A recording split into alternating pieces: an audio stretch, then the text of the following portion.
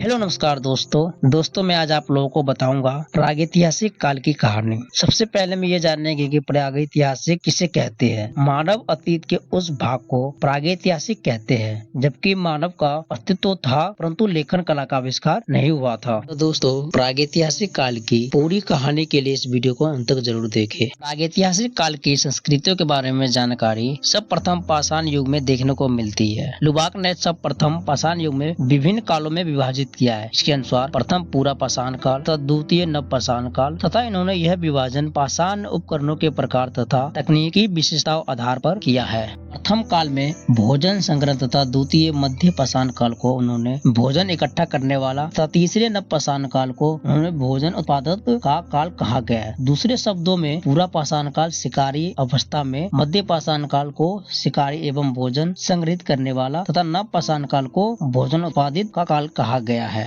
परंतु कुछ विद्वानों इनमें से पूर्व भी मानव को किसी प्रकार के स्वयं बनाए गए या पार्क या तीर्थ रूप से निर्मित हथियारों का प्रयोग करते हुए बताया है, जिन्हें योलिथ कहते हैं। सन 1867 में दक्षिणी ओरेलियन से उपकरण प्राप्त हुए हैं। पूर्व पाषाण काल में मानव द्वारा औजार बनाने के सर्वाधिक प्रयोग में लाई जाने वाली विधि थी। इसमें जिस पत्थर का औजार बनाना होता था उसे एक स्थान पर रखकर दूसरे हाथ से एक अन्य पत्थर द्वारा चोट करके पलक उतार कर औजार बनाया जाता था। इस विधि द्वारा मानव द्विधारी औजार भी बना सकता था। इस काल का मानव कोर निर्मित औजारों का प्रयोग करता था, यानी जिस पत्थर का औजार बनाता था उसे पलक उतार कर फेंक दिए जाते थे तथा बीच के हिस्से का ही औजार बनाता था। इस काल में बने उपकरणों चॉपर, चोम्बिंग औजार, हस्तकुल्हाड़ी, खुरचमुचियों इत्यादि प्रमुख थे। इसे मानव काटने वाला, खाल साफ करने वाला इत्यादि कार्य करने के लिए औजार बनाते थे। इस काल के मानव का निवास स्थान स्थल, नदी, घाटियां, शिलाशैल तथा गुफाओं इत्यादि में होता था। इस काल में मीडर स्थल मानव के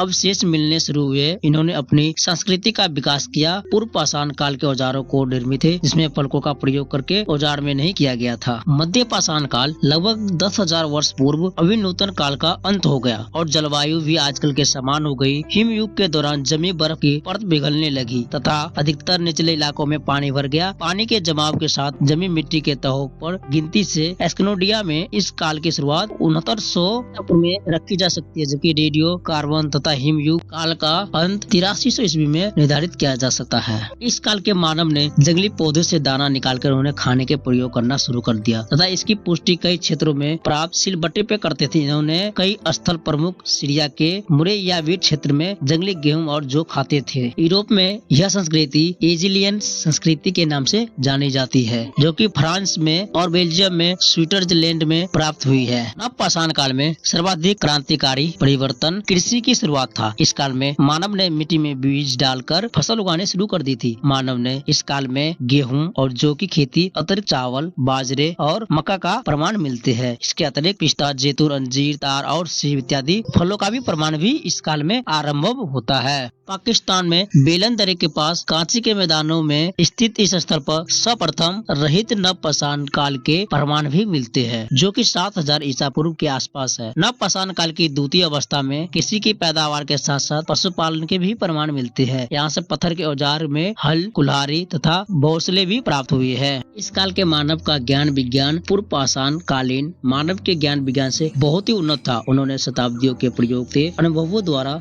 नई जानकारी प्राप्त कर दी थी। नव पाषाण कालीन समुदाय के पास नए विज्ञान जैसे बर्तन बनाने का रसायन विज्ञान, पेय पदार्थ बनाने का विज्ञान या कृषि संबंधित वनस्पति विज्ञान और अनेकों ऐसे विज्ञान जो पूरा पाषाण काल से अनजाने थे। दोस्तों ये सब जानकारी आप लोगों को कैसा लगा? अगर अच्छा लगा तो इस वीडियो को लाइक करें और चैनल को सब्सक्राइब करें। जय हिंद, जय भारत, धन्यवाद।